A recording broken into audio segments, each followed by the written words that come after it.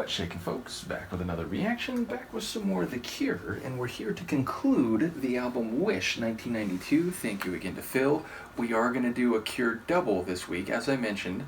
We're also going to listen to Burn, more on that in the next reaction.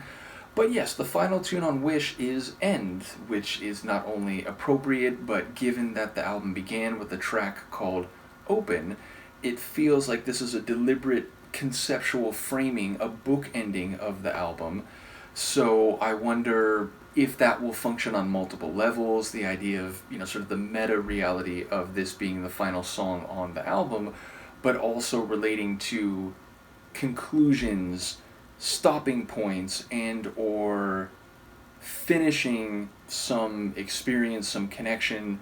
And indeed, given the melancholy and sad nature of a number of the songs, especially in the back half of the album, I would not be surprised if there is something to that in terms of the conceptual meaning of end here. So let's give it a listen and see what I can catch. This is The Cure, the song is End, and it's the final tune on their 1992 album Wish.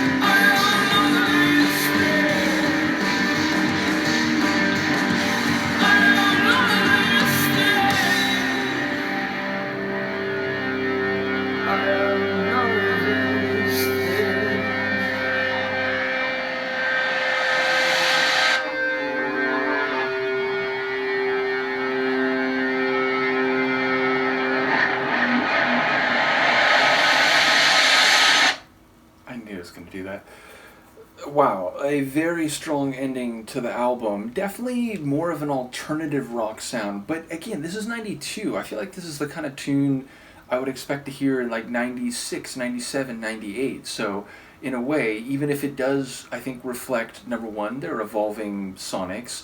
And of course, there's been a variety of sonics, and some of the tracks on this album have still felt pretty consistent with earlier Cure material.